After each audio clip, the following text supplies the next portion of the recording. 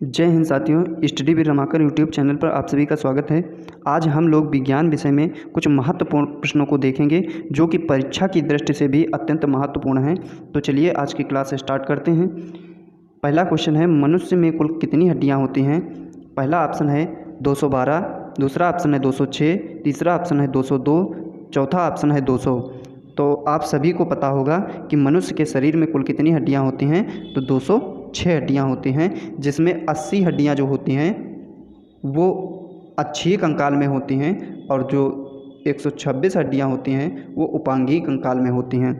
अगर बात अक्षीय कंकाल की करें तो यह कंकाल जो होता है वो सिर, गर्दन व धड़ से मिलकर बना होता है। किससे मिलकर बना होता है?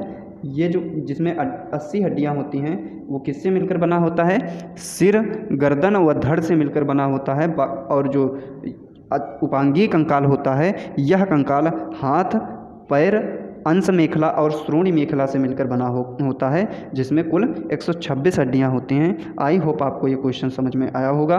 अगर आपको ये वीडियो समझ में आ रही हो, अगर आपको ये वीडियो पसंद आ रही हो तो प्लीज़ वीडियो को लाइक करें। अगर आपने अभी तक हमारे चैनल को सब्सक्राइब नहीं किया है तो प्लीज़ हमारे चैनल को सब्सक्राइब कर लें, बेल आइकन को भी प्रेस कर दें ताकि आने वाली समस्त वीडियो का नोटिफिकेशन आपके पास शीघ्रता से पहुँच सके। अगला क्वेश्चन देखते हैं, नवजात शिशुओं में हड्डियों की संख्या लगभग में कितनी होती है? ऑप्शन ए है 200, ऑप्शन बी है 206, ऑप्शन सी है 300, ऑप्शन डी है 350। तो आपको बता दें कि नवजात शिशुओं में हड्डियों की संख्या लगभग 300 होती है। कितनी होती है? 300 होती है। ये आपको ध्यान में रखना है, ये क्वेश्चन पूछा जा सकता है। अगला क्वेश्चन की बात करें तो अगला क्वेश्चन है, मनुष्य की खोपड़ी में कितनी अस्थियां होती हैं? मनुष्य की जो खोपड़ी होती है जिसको हम लोग कपाल भी कहते हैं, इस कपाल में कुल कितनी हड्डियां होती हैं? 8 हड्डियां होती हैं कि 30 हड्डियां होती हैं कि 32 हड्डियां होती हैं कि 34 हड्डियां होती हैं? तो आपको बताना है मनुष्य की खोपड़ी में कुल कितनी हड्डियां होती हैं। तो आपको बता दें कि मनुष्य की खोपड़ी जो है उसमें कुल 8 हड्डियां होती हैं। इन हड्डियों को क्रेनियम कहा जाता है। क्या कहा जाता है? इन हड्डियों को क्रेनियम कहा जाता है। इसको भी आपको ध्यान में रखना है, कई बार क्वेश्चन पूछा जा चुका है तो इस बार भी पूछे जाने की संभावना है, तो इसको आप ध्यान में रखिएगा। अगर अगले क्वेश्चन की बात करें, अगला क्वेश्चन है, मनुष्य के शरीर में पसलियों के कितने जोड़े होते हैं? जो मनुष्य का शरीर है उसमें पसलियाँ कितने जोड़े होती हैं? अगर संख्या में बात करें तो संख्या में मनुष्य की पसलियाँ 24 होती हैं। अगर जोड़े में बात करें तो जोड़े कितने हो जाएंगे? 12 जोड़े हो जाएंगे। ये पसलियाँ जो होती हैं 12 लेफ्ट साइड में होती हैं, 12 राइट साइड में होती हैं। ये दोनों प्रकार की पसलियाँ जो 12-12 होती हैं वो एक विशेष प्रकार की हड्डी से जुड़ी होती हैं। उस हड्डी को स्टर्नम कहा जाता है। क्या कहा जाता है? स्टर्नम कहा जाता है। स्टर्नम कहा जाता है। आई होप आपको ये क्वेश्चन समझ में आया होगा।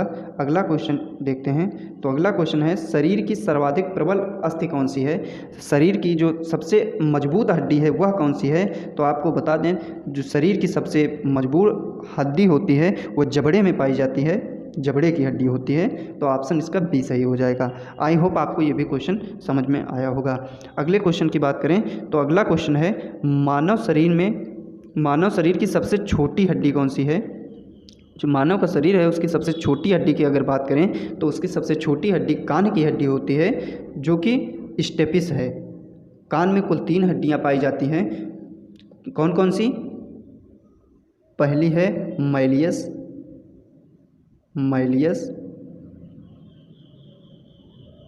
दूसरी है इनकस, मैलियस, इनकस और तीसरी है स्टेपिस। तो सबसे छोटी जो होती है वो स्टेपिस होती है, ये भी आपको ध्यान में रखना है। और अगर कुल की बात करें कि अगर क्वेश्चन पूछा जाए कि कान में कुल कितनी हड्डियां पाई जाती हैं, दोनों कान में मिलाकर कुल 6 हड्डियां पाई जाती हैं। एक कान में 3 हड्डियां पाई जाती हैं जो कि मैलियस, इनकस और स्टेपिस। आई होप आपको ये क्वेश्चन समझ में आया होगा। अगले क्वेश्चन की बात करें तो अगला क्वेश्चन है, मानव शरीर की सबसे लंबी हड्डी कौन सी है? मानव शरीर की सबसे लंबी हड्डी की अगर बात करें तो मानव शरीर की सबसे लंबी हड्डी जो होती है वो जांघ में पाई जाती है, जिसको फीमर कहा जाता है। क्या कहा जाता है? फीमर कहा जाता है। आई होप आपको ये क्वेश्चन भी समझ में आया होगा। अगले क्वेश्चन की बात करें तो अगला क्वेश्चन है, निम्नलिखित में कौन मानव के पैर की हड्डी नहीं है? तो मानव के पैर की हड्डी नहीं है, इसके लिए हमको सबसे पहले ये पता होना चाहिए कि मानव के शरीर में जो पैर की हड्डियां होती हैं वो कौन कौन सी होती हैं। तो इस पर बात कर लेते हैं। जो मानव के शरीर में पैर की हड्डियां होती हैं वो कितनी होती हैं? दोनों पैर में मिला करके 60 हड्डियां होती हैं। एक पैर की अगर बात करें तो एक पैर में 30 हड्डियां होती हैं, जिसमें से एक फीमर होती है, एक पटेला होती है और एक टीबिया होती है, एक फेबुला होती है। और अगर टार्सल्स की बात करें तो 7 जो हैं टार्सल्स होती हैं। और मेटाटार्सल की बात करें, मेटाटार्सल 5 होती हैं। और फाइलेंजिस की बात करें तो 14 जो होती हैं वो फाइलेंजिस होती हैं। तो कुल मिलाकर कितनी हो जाती हैं? 30 हो जाती हैं। और दोनों पैर की अगर बात करें तो दोनों पैर में कुल हड्डियाँ कितनी हो जाती हैं? 60 हो जाती हैं। तो इसमें कौन सी हड्डी जो है वो पैर की नहीं है? तो ह्यूमरस जो हड्डी है वो हाथ की हड्डी है, वो पैर की हड्डी नहीं है। टीबिया, फीमर, फेबुला जो तीनों हड्डियां हैं ये पैर की हड्डियां हैं, बाकी ह्यूमरस जो हड्डी है वो हाथ की हड्डी है। आई होप आपको ये क्वेश्चन समझ में आया होगा। अगला क्वेश्चन देखें। अगले क्वेश्चन की बात करें तो अगला क्वेश्चन है कि ह्यूमरस अस्थि कहाँ पाई जाती है? अभी हमने बात की कि ह्यूमरस हड्डी जो है वो हाथ की हड्डी है, जो कि कहाँ पाई जाती है? जो कि ऊपरी भुजा पर पाई जाती है। कहाँ पर पाई जाती है? ऊपरी भुजा पर पाई जाती है। सबसे पहले ह्यूमरस पाई जाती है, फिर उसके नीचे रेडियस, फिर अल्ना, फिर कार्पल्स, फिर मेटाकार्पल्स, फिर फाइलेंजिस। कुल कितनी हड्डियाँ होती हैं? इस हाथ में भी 30 हड्डियाँ होती हैं, दोनों हाथ में मिटाकर 60 हड्डियाँ होती हैं।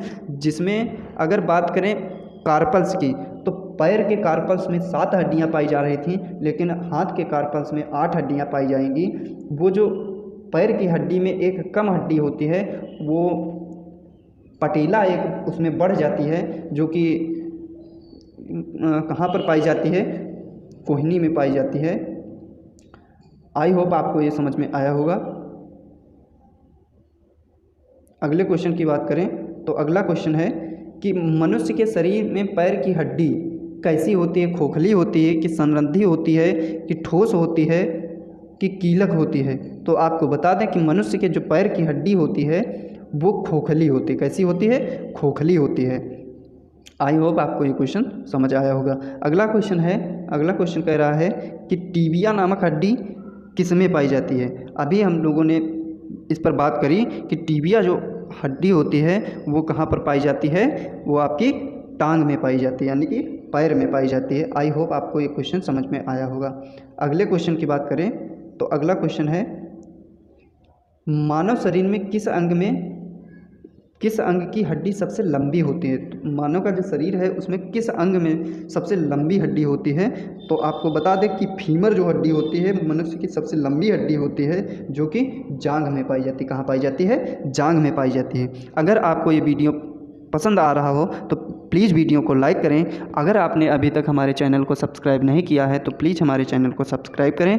अगले क्वेश्चन की अगर बात करें तो अगला क्वेश्चन है, दांतों की अस्थियों में पाए जाने वाले तत्व कौन कौन से हैं? कौन कौन सा तत्व मानव के दांतों में पाया जाता है? तो मानव के दांत में कौन कौन सा तत्व पाया जाता है?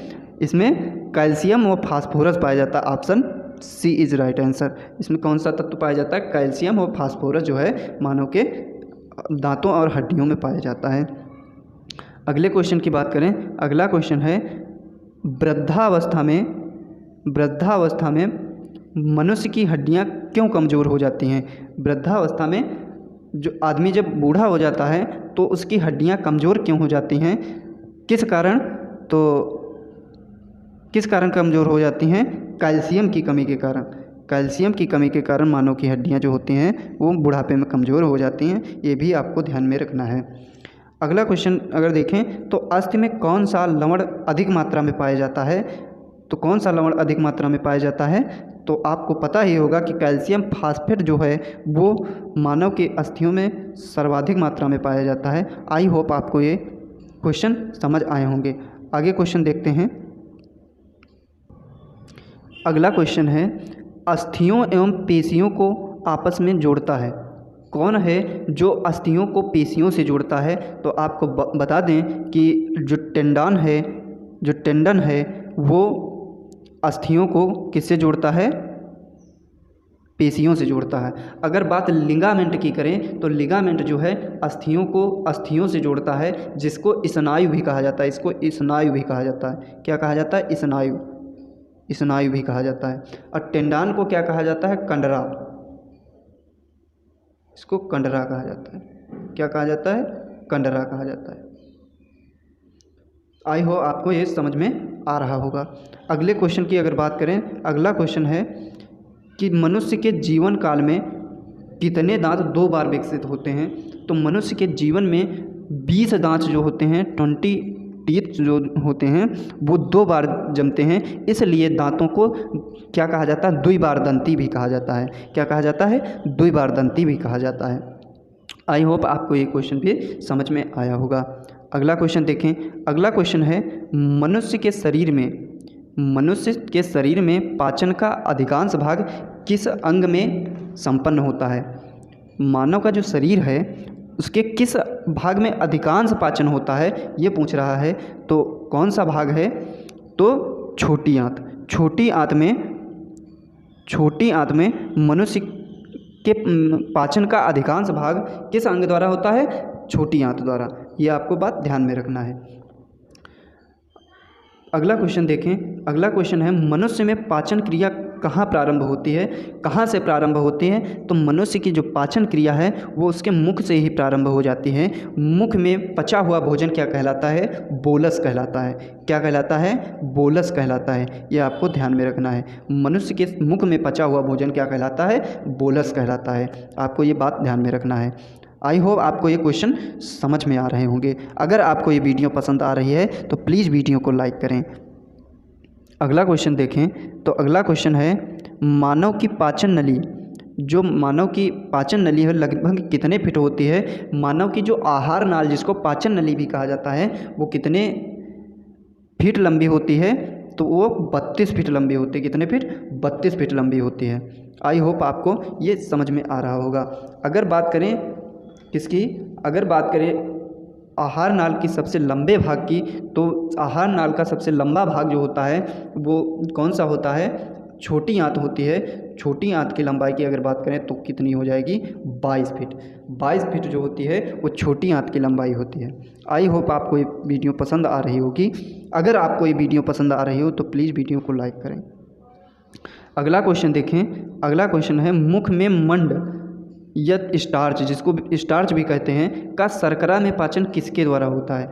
मुख में मंड स्टार्च का शर्करा में पाचन किसके द्वारा होता है? ऑप्शन ए है एमाइलेज, ऑप्शन बी है टाइलिन, ऑप्शन सी है पेप्सिन, ऑप्शन डी है लाइपेज। तो किसके द्वारा होता है? किसके द्वारा होता है? टाइलिन के द्वारा। किसके द्वारा? टाइलिन के द्वारा होता है। अगला क्वेश्चन है पाचन तंत्र का हिस्सा नहीं है। पाचन तंत्र का हिस्सा नहीं है। कौन कौन पाचन तंत्र का हिस्सा है? तो देखिए कार्निया जो होती है वो आँख में पाई जाती है, जो कि पाचन तंत्र का हिस्सा नहीं है। बाकी जो यकृत है, पित्ताशय है, आंत है, ये सभी पाचन तंत्र का हिस्सा होते हैं। और कार्निया जो होती है वो आँख में पाई जाती है, जो कि पाचन तंत्र का हिस्सा नहीं है।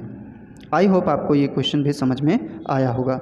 ये क्वेश्चन जितने भी हैं ये अत्यंत ही महत्वपूर्ण हैं। ये क्वेश्चन परीक्षाओं में पूछे जाते हैं, अतः आप बहुत ही शालीनता से इस वीडियो को देखें।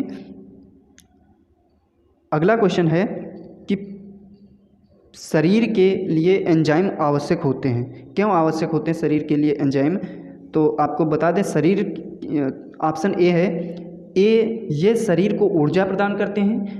ऑप्शन बी है ये तंत्रिका क्रियाओं को नियंत्रित करते हैं। ऑप्शन सी है ये शरीर के रचनात्मक भाग हैं। ऑप्शन डी है ये जीव रासायनिक क्रियाओं के उत्प्रेरक हैं। तो आपको बता दें कि जो शरीर के लिए एंजाइम क्यों आवश्यक हैं, क्योंकि ये जीव रासायनिक क्रियाओं के उत्प्रेरक हैं। ऑप्शन डी इसका बिल्कुल ही सही हो जाएगा। अगले क्वेश्चन की बात करें। अगला क्वेश्चन है दुग्ध प्रोटीन को पचाने वाला एंजाइम कौन सा है? दुग्ध प्रोटीन को पचाने वाला एंजाइम कौन सा है? तो कौन सा है? ऑप्शन ए है पेप्सिन, ऑप्शन बी है ट्रिप्सिन, ऑप्शन सी है रेनिन, ऑप्शन डी है इरोप्सिन। तो कौन सा एंजाइम है? तो दूध प्रोटीन को पचाने वाला एंजाइम कौन सा है? तो कौन सा है वो? प्रोटीन को पचाने वाला एंजाइम जो है वो आपका रेनिन एंजाइम है। कौन सा? Rennin enzyme. रेनिन एंजाइम जो है वो दूध की प्रोटीन जो होती है केसीन प्रोटीन, कौन सी प्रोटीन? केसीन प्रोटीन जो होती है उसको किस में बदल देता है? पैरा केसीन में। पैरा केसीन यानी कि पैरा केसीन।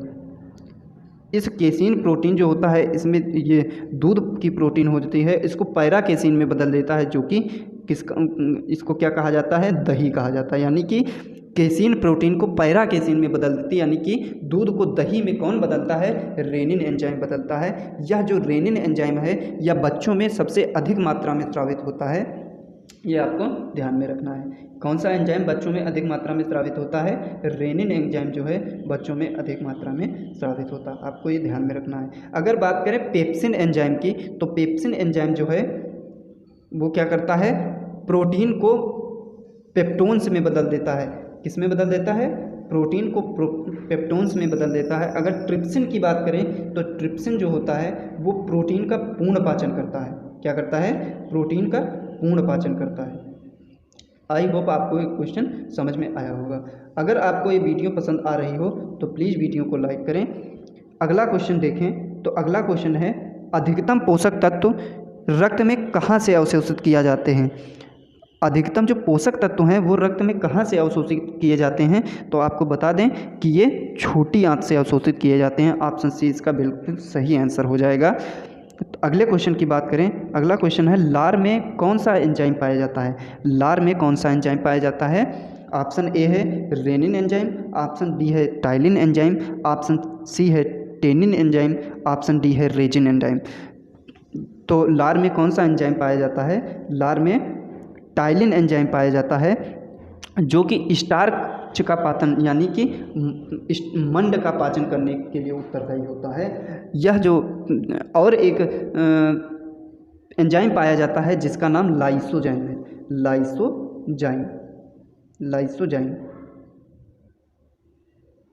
लाइसोजाइम जो एंजाइम है वो क्या करता है? वो जीवाणुओं को नष्ट करने का काम करता है।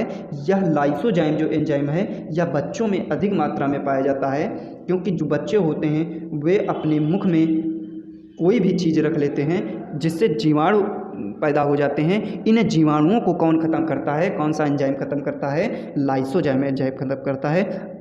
आई होप आपको ये क्वेश्चन समझ में आया होगा। अगला क्वेश्चन की अगर बात करें तो अगला क्वेश्चन है कि पेट में भोजन को पचाने के लिए निम्नांकित में से किसकी खास आवश्यकता होती है? तो पेट में भोजन को पचाने के लिए किसकी आवश्यकता होती है? पेट में जो भोजन है उसको पचाने के लिए एंजाइम की महत्वपूर्ण आवश्यकता होती है। तो इसका कौन सा ऑप्शन सही हो जाएगा? ऑप्शन सी सही हो जाएगा। अगर पेट में एंजाइम की बात करें तो पेट में म्यूसिन एंजाइम का स्राव होता है, जो कि भोजन को अम्लीय बनाता है, और इसमें आमाशय में हाइड्रोक्लोरिक अम्ल का स्राव होता है, और इस अम्ल के स्राव से जो भोजन होता है अम्लीय हो जाता है। ये आपको ध्यान में रखना है। अगला क्वेश्चन की अगर बात करें तो अगला क्वेश्चन है लार किसके पाचन में सहायक होती है? लार जो होती है किसके पाचन में सहायक होती है? हम अभी चर्चा कर रहे थे कि लार जो होती है वो किसके पाचन में सहायक होती है? स्टार्च के साथ पाचन में सहायक होती है, जिसको मंड भी कहा जाता है। आई होप आपको ये भी क्वेश्चन समझ में आया होगा। अगला क्वेश्चन है मानव के आमाशय में अम्ल X उत्पन्न होता है जो भोजन के पाचन में सहायता करता है। X है, अभी हम लोगों ने चर्चा करी कि जो हमारा आमाशय है, जो हमारा उदर है, जो हमारा पेट है, उससे एक अम्ल का स्राव होता है। उस अम्ल का क्या नाम होता है? HCl होता है, हाइड्रोक्लोरिक अम्ल होता है। तो इसका कौन सा ऑप्शन सही हो जाएगा? ऑप्शन सी इसका बिल्कुल ही सही आंसर हो जाएगा। आई होप आपको ये क्वेश्चन भी समझ में आए होंगे। अगला क्वेश्चन है मानव शरीर में भोजन का रक्त द्वारा अवशोषण कहाँ सर्वाधिक होता है? ये हम क्वेश्चन डिस्कस भी कर चुके हैं। तो कहाँ से सर्वाधिक होता है? छोटी आंत से। कहाँ से होता है? छोटी आंत से। आई होप आपको ये क्वेश्चन समझ में आ गया होगा। अगले क्वेश्चन की बात करें तो अगला क्वेश्चन है, प्रोटीन का पाचन कहाँ से प्रारंभ होता है? प्रोटीन का जो पाचन है वो कहाँ से प्रारंभ होता है? तो प्रोटीन का जो पाचन है वो उदर यानी कि आमाशय से प्रारंभ होता है।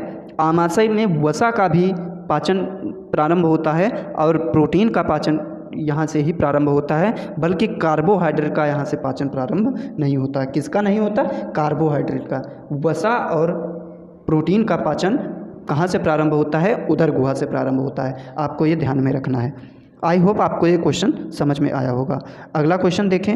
अगला क्वेश्चन है, आमाशय द्वारा स्रावित रस भोजन को आसानी से पचा देता है, लेकिन आमाशय स्वयं इन पाचक रसों से अप्रभावित रहता है, क्योंकि ऑप्शन ए है, आमाशय की दीवार श्लेष्मा यानी कि म्यूकस द्वारा सुरक्षित होती है। ऑप्शन बी, यह कठोर कोशिकाओं का बना होता है। ऑप्शन सी, यह स्टील की बनी होती है। ऑप्शन डी, उपयुक्त में से कोई नहीं। तो आपको बता दें, जो आमाशय होता है इसमें एक परत पाई जाती है जिसको श्लेष्मा की परत यानी कि म्यूकोसा की परत कहा जाता है, जो कि इसमें उत्पन्न होने वाले आमाशय में जो स्रावित होता है HCl, इससे स्वयं की रक्षा करती है। यानी कि ये जो आमाशय की दीवार पर श्लेष्मा की परत जो होती है वो आमाशय की दीवार को हानि पहुंचाने से बचाती है। ऑप्शन ए इसका बिल्कुल ही सही हो जाएगा। आई होप आपको ये क्वेश्चन भी समझ में आया होगा।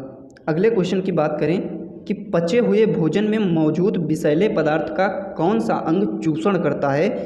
तो कौन सा अंग इसका चूषण करता है? तो इसका ऑप्शन डी बिल्कुल ही सही हो जाएगा, यानी कि यकृत जो है वो पचे हुए भोजन में मौजूद विषैले पदार्थों का चूषण करता है।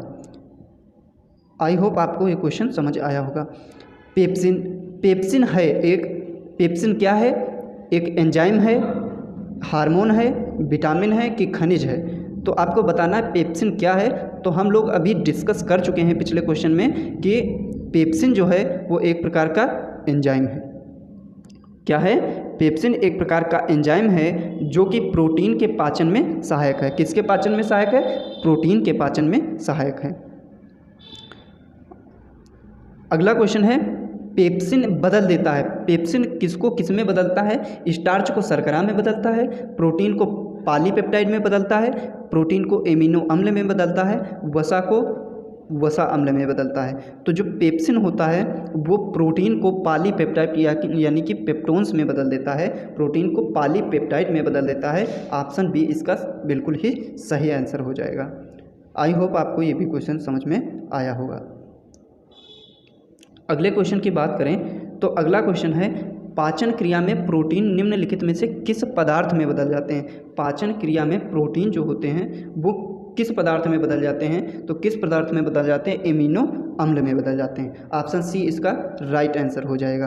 अगले क्वेश्चन की बात करें, अगला क्वेश्चन है, निम्नलिखित में वह अंग कौन सा है जो मानव शरीर में ग्लाइकोजन के रूप में कार्बोहाइड्रेट में जमा हो जाता है?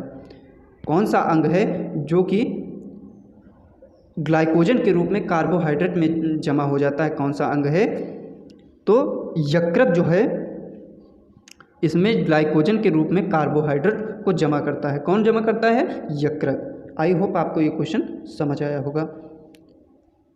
अगले क्वेश्चन की बात करें कि पित्त रस निम्न में से किसके द्वारा पैदा किया जाता है? जो पित्त रस होता है वो लीवर के द्वारा स्रावित किया जाता है। लीवर को यकृत कहते हैं, यकृत के द्वारा पैदा किया जाता है। और ये जमा कहाँ होता है? ये जमा होता है पित्ताशय में। कहाँ पर जमा होता है? पित्ताशय में, जिसको गॉल ब्लैडर कहते हैं, इसमें जमा होता है। इस पित्त रस में दो महत्वपूर्ण वर्णक पाए जाते हैं जिसको बिलिरुबिन,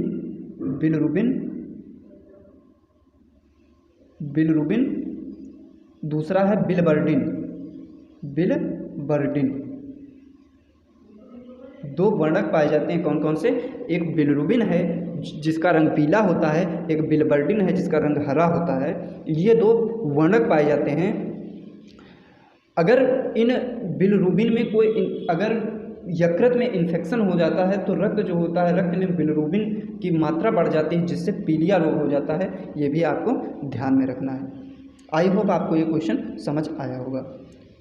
तो अगला क्वेश्चन है कि पित्त रस कहाँ जमा होता है। तो अभी हमने चर्चा करी कि पित्त रस जो है वो कहाँ जमा होता है, पित्ताशय में, गॉल ब्लैडर में जमा होता है। अगला क्वेश्चन की बात करें, अगला क्वेश्चन है पित्त जो बाइल है इसका प्रमुख कार्य क्या है। जो पित्त का प्रमुख कार्य है क्या है।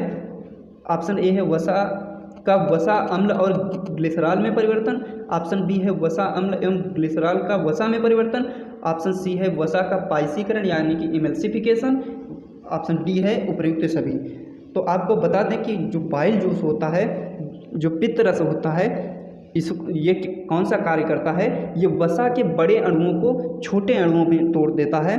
जो वसा के जो बड़े अणु हैं उनको छोटे अणुओं में तोड़ देता है, जिसको वसा का पाइसीकरण यानी कि इमल्सिफिकेशन ऑफ फैट कहा जाता है, वसा का पाइसीकरण कहा जाता है। तो आप सी इसका बिल्कुल ही सही हो जाएगा। अगर आपको ये वीडियो पसंद आई हो तो प्लीज़ वीडियो को लाइक करें। अगर आपने अभी तक हमारे चैनल को सब्सक्राइब नहीं किया है तो प्लीज़ हमारे चैनल को सब्सक्राइब करें। आगे के क्वेश्चन हम अगली वीडियो में डिस्कस करेंगे। तब तक के लिए धन्यवाद। जय हिंद।